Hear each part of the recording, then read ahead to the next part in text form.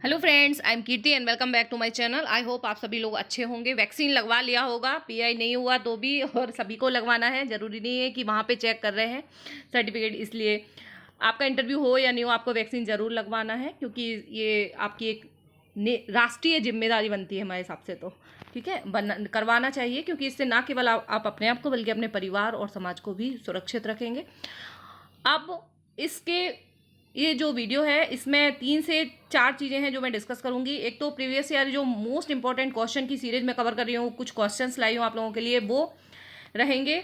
साथ ही साथ जो फास्टेस्ट फिंगर्स राउंड होता है उसमें सिलेक्शन होने पर क्या क्या आपको सुविधाएं मिलती हैं। मेरे लिए जो कॉल आया था लास्ट ईयर, उसमें उन लोगों ने क्या क्या ऑफर किया था, और आपका जो फास्टेस्ट फिंगर्स राउंड में सिलेक्शन होगा वो कितने लोगों मतलब कितने क्वेश्चन सही करने पर होगा। तो ये सब कुछ इस वीडियो में देखते हैं।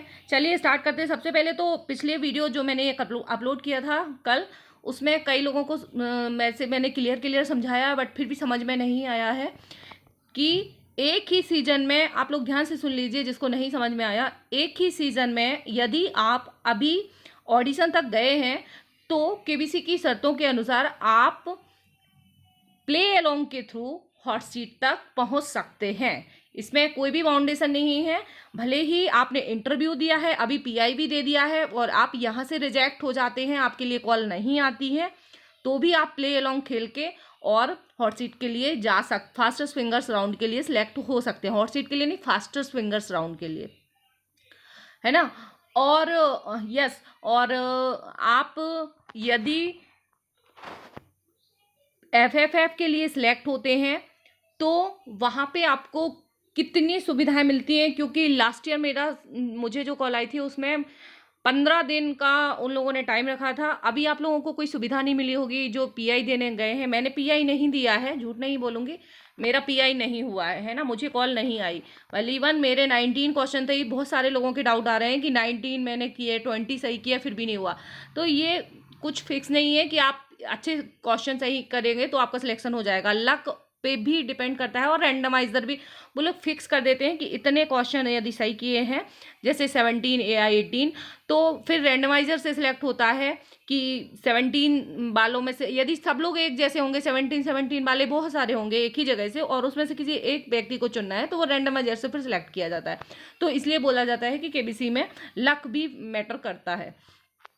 और जो लास्ट ईयर यदि आप लोग सिलेक्ट हो जाएंगे तो एफएफएफ के लिए लास्ट ईयर जो कॉल आई थी तो उसमें था कि 15 दिन का उन लोगों ने टाइम मांगा था कि टोटल मुंबई जाना था, वो 15 दिन, क्योंकि 7 दिन जो रहेंगे वो क्वारंटाइन रखना था।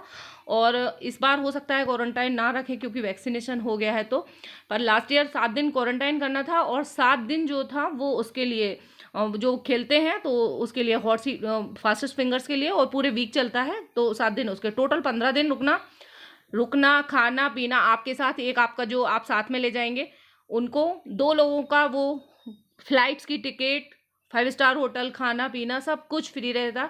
अभी आपको कोई सुविधा नहीं मिली होगी, आपको खुद सिर्फ उन लोगों ने शायद सुना है कि फूड पैकेज खाना टोकन दिया है, वो भी जिसका इंटरव्यू है उसको। ठीक है, आप लोग अपना एक्सपीरियंस शेयर कर सकते हैं, कमेंट बॉक्स में बता सकते हैं कि एक्चुअल कंडीशन वहाँ की क्या रही है।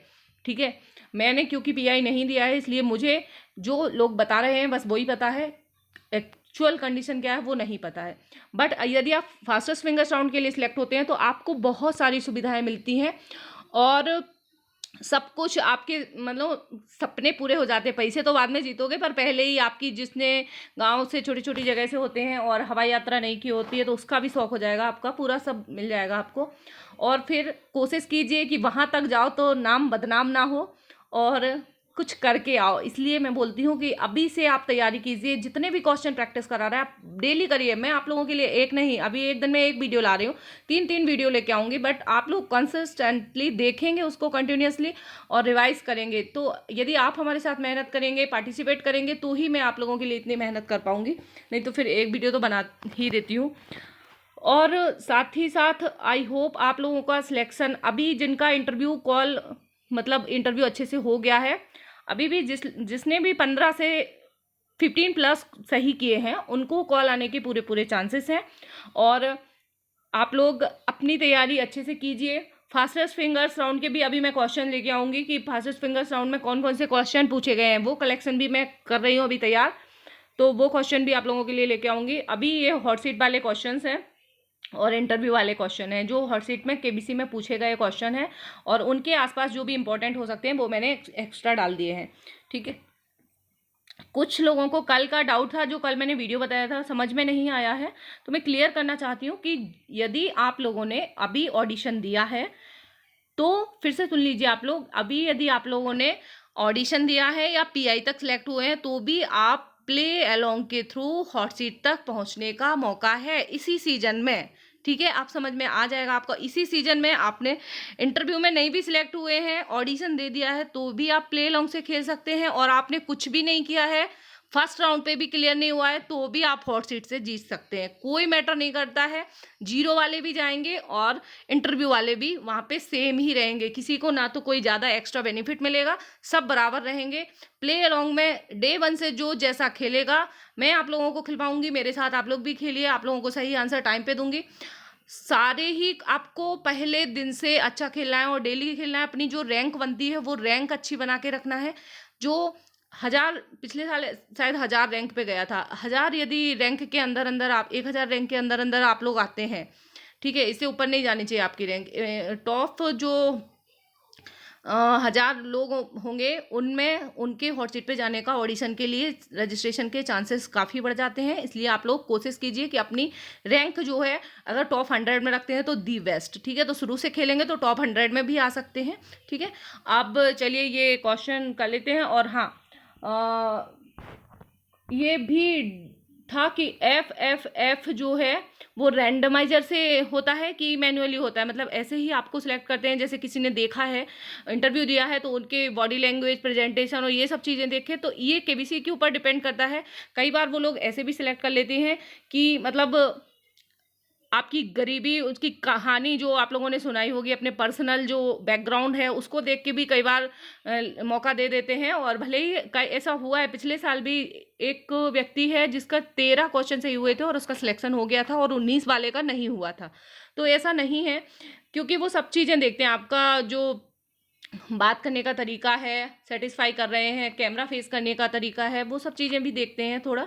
और एक आध लोगों को ऐसा ले लेते हैं कि जिसमें नहीं है, आपको लगेगा कि देख के इसमें तो हमने तो इतना अच्छा किया, ये तो कहीं से कहीं वहाँ जाने लायक नहीं था फिर भी वहाँ तक पहुँच गया, तो ऐसा नहीं है।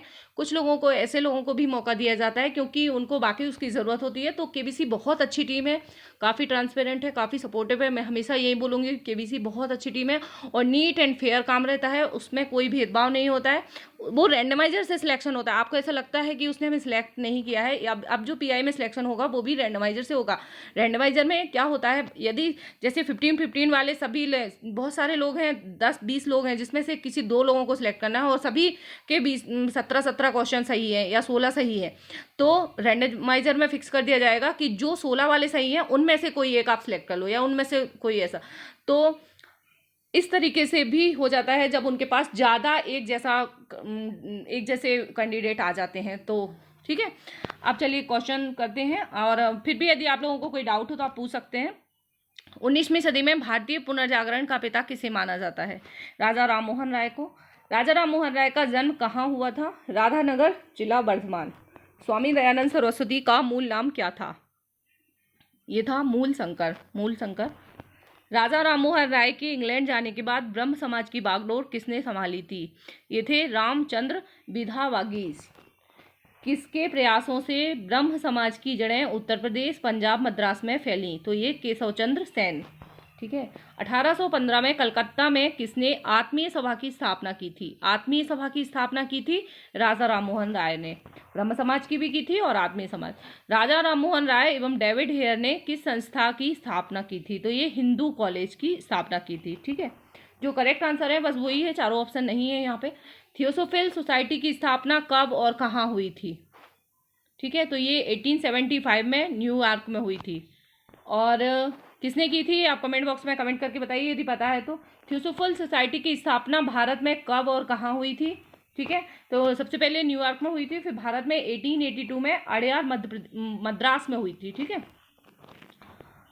शारदा मणि कौन थी? शारदा मणि जो थी वो रामकृष्ण परमहंस की पत्नी थी। और रामकृष्ण परमहंस कौन थे, किसके गुरु थे? कमेंट बॉक्स में कमेंट करके बताइए, सभी को पता होगा। कुका आप लोग पार्टिसिपेट किया कीजिए, तो पढ़ाने मतलब क्वेश्चन लाने में और मुझे भी वीडियो बनाने में मेहनत करने में अच्छा लगता है। कुका आंदोलन किसने चलाया था? कुका आंदोलन गुरु राम सिंह ने चलाया था। ठीक है, ये पूछा था। 1956 में कौन सा धार्मिक कानून पारित हुआ था? धार्मिक अयोग्यता कानून। ये धार्मिक सामाजिक राजनीतिक धार्मिक सुधार आंदोलन जो हुए हैं उससे रिलेटेड सारे क्वेश्चन है। इसी तरह मैं टॉपिक वाइज आप लोगों के लिए लेके आऊंगी ताकि आपका एक साथ रिवीजन हो जाए एक टॉपिक पे। महाराष्ट्र के किस सुधारक को लोक हितवादी कहा जाता है? तो ये कहा जाता है गोपाल हरि देशमुख। और ये क्वेश्चन 3 बार केबीसी में पूछा गया है, गोपाल हरि देशमुख। ठीक है। ब्रह्म समाज किस सिद्धांत पर आधारित है? ये आधारित है एकेश्वरवाद पर। एकेश्वरवाद मतलब एक ही ईश्वर। देव समाज की स्थापना किसने की थी? देव समाज की स्थापना की थी शिव नारायण अग्निहोत्री। राधा स्वामी सत्संग के संस्थापक कौन हैं? ये है शिव दयाल साहब। फेबियन आंदोलन का प्रस्तावक कौन था? फेबियन आंदोलन जो एनी बेसेंट थी। ठीक है, ये पूछा गया क्वेश्चन है। 20वीं सदी के आरंभिक दशक में आरंभ होने वाला आंदोलन कौन सा था? तो ये था अहरार आंदोलन। जितने भी आंदोलन हैं सभी से लगभग क्वेश्चन पूछा गया है। ब्रह्म समाज की स्थापना कब हुई थी? तो ब्रह्म समाज की स्थापना हुई थी 1828 में राजा राममोहन राय के द्वारा। ब्रह्म समाज की स्थापना किसके द्वारा और कहाँ की गई थी? कलकत्ता में राजा राममोहन राय जी के द्वारा। आधुनिक भारत में हिंदू धर्म के सुधार का पहला आंदोलन कौन सा था? तो ये भी ब्रह्म समाज था। ठीक है, पहला सुधार आंदोलन ब्रह्म समाज था। ब्रह्म समाज का विरोधी संगठन कौन सा था जिसने सती प्रथा एवं अन्य सुधारों का विरोध किया था? तो ये था धर्म सभा। ठीक है, ब्रह्म समाज की अपोजिशन में था, ये अपोजिट था, ये था धर्म सभा। धर्म सभा के संस्थापक कौन थे? ये थे राधाकांत देव। सती प्रथा का अंत कब हुआ था? 1829 में। सती प्रथा के अंत में सबसे अधिक प्रयास किसका रहा? राजा राममोहन रॉय का। आर्य समाज की स्थापना कब हुई थी? आर्य समाज की स्थापना हुई थी 1875 में मुंबई में। ठीक है, मुंबई से में ही हुई थी। आर्य समाज की स्थापना किसने की थी? स्वामी दयानंद सरस्वती ने। आर्य समाज किसके विरुद्ध है? धार्मिक अनुष्ठान एवं मूर्ति पूजा का विरुद्ध है। ठीक है, नेक्स्ट क्वेश्चन। सत्यार्थ प्रकाश की रचना किसने की थी? ये की थी दयानंद सरस्वती ने। वेदों की ओर लौटो नारा किसने दिया था? दयानंद सरस्वती। तो सत्यार्थ प्रकाश और दयानंद सरस्वती। ठीक है, सत्यार्थ प्रकाश और वेदों की ओर लौटो, ये नारा जो है ये भी दयानंद सरस्वती का है।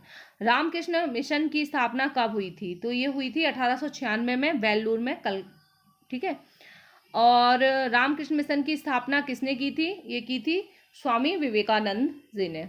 अलीगढ़ आंदोलन किसने चलाया था? अलीगढ़ आंदोलन जो है वो चलाया था सर सैयद अहमद खान ने। अलीगढ़ मुस्लिम विश्वविद्यालय की नींव किसने डाली? सर सैयद अहमद खान ने। ठीक है, ये क्वेश्चन पिछले साल भी पूछा गया था शायद, अलीगढ़ मुस्लिम विश्वविद्यालय की नींव। हालांकि ये पुराने क्वेश्चन है बट पिछले साल भी शायद ये क्वेश्चन पूछा गया था। अभी मैं आप लोगों के लिए पिछले साल के क्वेश्चन का एक अलग से लेके आऊंगी, पूरा डेटा है ना। युवा बंगाल आंदोलन के नेता कौन थे? युवा बंगाल आंदोलन के नेता थे हेनरी विवियन डेरोजियो। सत्य शोधक समाज की स्थापना किसने की थी? ये की थी ज्योतिबा फूले। किस धर्म सुधार की मृत्यु भारत से बाहर हुई थी? राजा राममोहन राय की। बहावी आंदोलन का मुख्य केंद्र क्या था? पटना में हुआ था बहावी आंदोलन। भारत में दास प्रथा को कब अवैध घोषित किया गया था? 1843। भारत में अंग्रेजी शिक्षा की व्यवस्था किसके द्वारा की गई थी? इंग्लिश जो है वो किसके द्वारा शुरुआत की गई थी अंग्रेजी शिक्षा की? ये की गई थी विलियम बेंटिक के द्वारा। अगर इन्होंने नहीं की होती तो आज हम अंग्रेजी नहीं पढ़ रहे होते। वेदों में संपूर्ण सच्चाई निहित है, यह कथन किसका है? वेदों में संपूर्ण सच्चाई निहित है, यह कथन है स्वामी दयानंद सरस्वती का। महाराष्ट्र का सुकरात किसे कहा जाता है? महाराष्ट्र का सुकरात कहा जाता है महागोविंद रानाडे को। विवेकानंद किस स्थान पर विश्व धर्म सम्मेलन में प्रसिद्ध हुए थे? तो ये हुए थे शिकागो में। संवाद कौमुदी पत्र के संपादक कौन थे? संवाद कौमुदी पत्र के संपादक थे राजा राममोहन रॉय। तत्वरंजनी सभा एवं तत्वबोधिनी सभा व तत्वबोधीन पत्रिका किससे संबंधित है? ठीक है, देवेंद्रनाथ टैगोर। प्रार्थना सभा की स्थापना किसकी प्रेरणा के फलस्वरूप हुई थी? केशव चंद्र सेन के। बामा बोधिनी पत्रिका महिलाओं के लिए किसने निकाली थी? तो ये निकाली थी केशव चंद्र सेन ने। ठीक है, प्रार्थना सभा और बामा बोधिनी पत्रिका ये केशव चंद्र सेन की है। और आई होप आपको वीडियो पसंद आया हो। यदि पसंद आया हो तो लाइक एंड शेयर ज़रूर कर दीजिए, और आपको और भी यदि कोई डाउट है तो आप बता सकते हैं। ठीक है, thank you very much for watching. मिलते हैं नेक्स्ट वीडियो में।